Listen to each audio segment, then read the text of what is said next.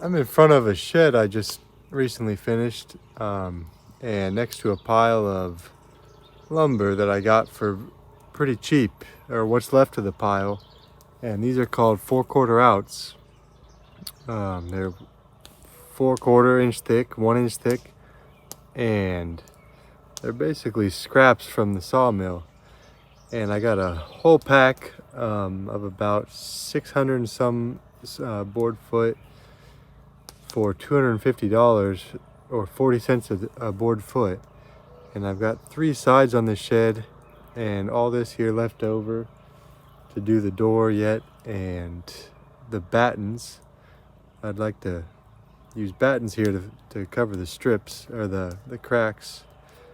So I'm gonna walk you around and show you what it looks like.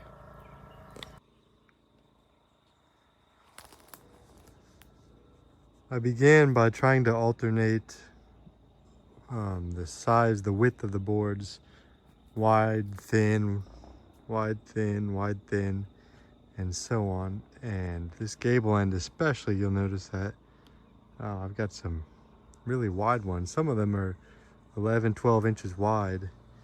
And then I sort of ran out of the widest and thinnest boards. And on the far side that I'll show next is they're a lot more uniform, about 5, 6 to 7 inches all along. I'm already starting to see that these are getting a little gray along the bottom, and we just got rain for the first time in over a month. My plan is to sand these, or at least to sand those marks off. That's, from what I read, those marks there, the discoloring is from where the metal reacts to the tannins in the woods. Most of this is oak, which is high in tannins. And then there's also some X's on the outside from the sawmill I'd like to sand just to get rid of it. I don't need it to be a clean, a smooth finish. So I tried 2 different methods to fasten these to the inside, to the frame. Here on this side I used nails, and I did 2 per board. Well, more than 2. There's 1, 2, 3, 4 horizontal pieces running the length of the shed, and I fastened to each piece using 2 nails. These nails I drove in at an angle, sort of like this and like this. Instead of driving them 90 degrees, they're angled like that, so that as this board shrinks, dries and shrinks, it can pull those nails, squeeze them like this, and the bending has already begun. I think the reason for that being that it's easier for the wood to pull those nails if they're driven at an angle, whereas if they're driven perpendicular, it's much harder for those nails to bend and more likely that the wood will crack. And I fasten these with the pith or the center of the tree on the outside, because as the wood begins to dry and curl, that it curls away from the center.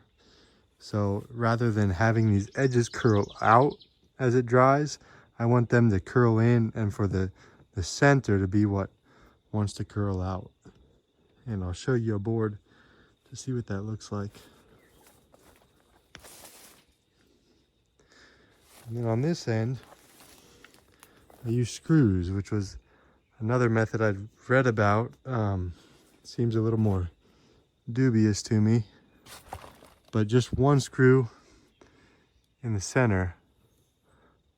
1, 2, and then 3, 4. And the reason I use screws there, supposedly the thread of the screw will hold that center of the board in, Remember, if you have the pith on the outside, the center is what's going to want to come out and the edges will stay flush against the wood. So we'll see. I wouldn't be surprised if when that wood begins to dry, if it just pops those boards out. Yeah, that's how it looks. Most of this is oak. There's also hickory. There's red maple. There's some poplar. Here's the end grain of one of these boards. You'll notice the pith is to the top of your screen. So I would want to orient that like this when I place it against the shed. That way when it curls, those edges curl toward the shed. This one hasn't begun to dry yet, but there's others that I've left out in the sun that are pretty extreme. Here's an example of one. There's some funky knots going on in the center there, but you'll notice how that curls as it begins to dry.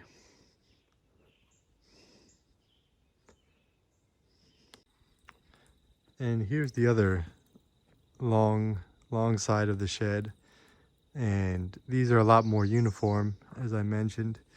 I didn't run any of these boards through anything but a chop saw. There's no planer, no table saw involved.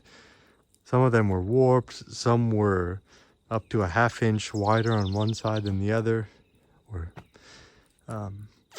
And so what I did is I just would plumb one side with a spirit level as I went. I started on this side and worked my way to the left, and I would plumb one side of the board more or less the best I could if it wasn't too crooked, and then just leave a slight gap, maybe a 1/4 inch. I didn't measure, and plumb the next one. And in a few months, after these dry and after the rest of my boards dry, I'd like to mill battens out of those. Maybe 2-inch battens, maybe 2.5 inch, and those will be used to cover those cracks. And so those, as long as those are completely square and plumb, it won't matter what's underneath. So you could save quite a bit of money and have a really nice looking shed or house when it all is said and done. Yeah, I have yet to do the top of this gable here and the doors, but I've got the 3 sides done, and tools and such are protected in there.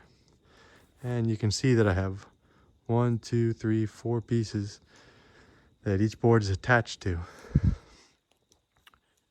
Oh, what else? Here's a close-up from along the side of the shed. I don't see any that are trying to pull out yet. It's only been about a month that these have been on here, so we'll see what happens. Well, that's what it looks like.